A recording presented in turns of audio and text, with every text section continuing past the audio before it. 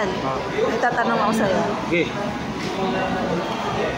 Napanood mo ba yung video nung ano, yung bride? Yung nasa Facebook? Ano, viral kasi ngayon yun. Ano yun? Ano siya, kinasal sila, nandun na sila sa simbahan. Yung groom, nandun na sa altar, syempre antayin niya yung bride, di ba? Inantay niya. Oh, inantay niya. Ang siste, nandun pa lang sa pinto nung simbahan yung bride. Inarang ng pare? Hindi siya inarang. Ano? Sinimula na ng pare yung ano, yung misa. Diba dapat yung bride, palalakarin mo lang hanggang doon sa may altar. Ikaw, anong masasabi mo doon sa ginawa ng pare? Masasabi ko dyan. Na nagmisa si agad na wala pa yung bride doon sa altar. Masasabi ko dyan.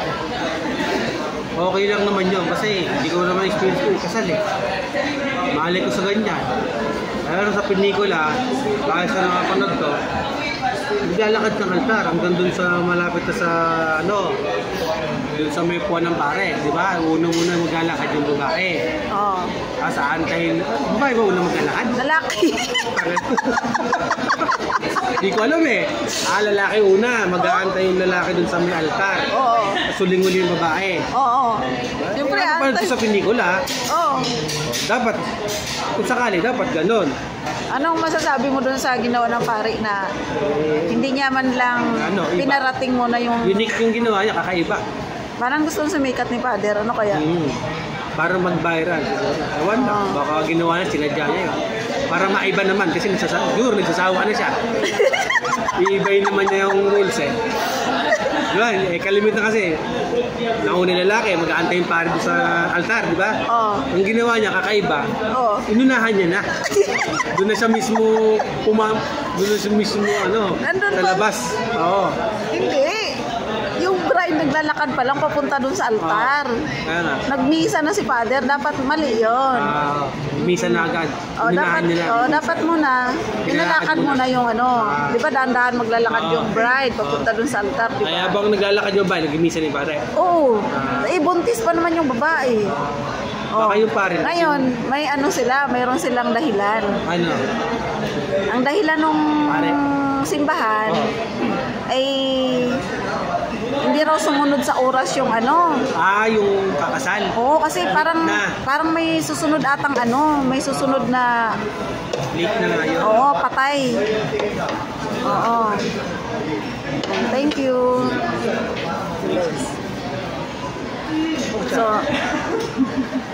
So ikaw, ano masasabi mo doon?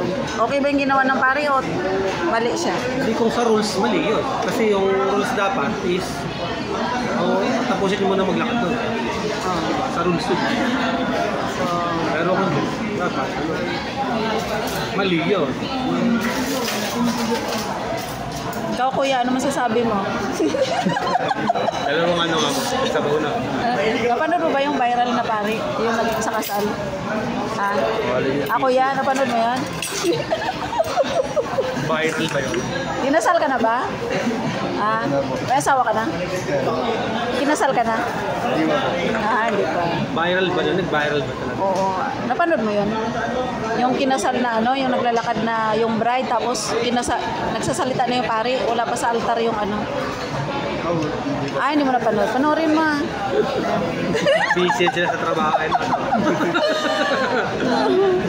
Guys. So, kain muna tayo, guys. Hindi nila alam yun, guys. Makalay pa nila yun. So, kain muna tayo. Ano yung order mo, mahal? Sisig. Sisig. Kain mo naman sa chicken. Sa akin, guys, chicken. Parang 2 piece na bigay sa'yo, no? Saan piece na nila? 2 piece daw eh. Kasi maliliit. So, kain muna tayo, guys. Bye muna. Kain mo na po.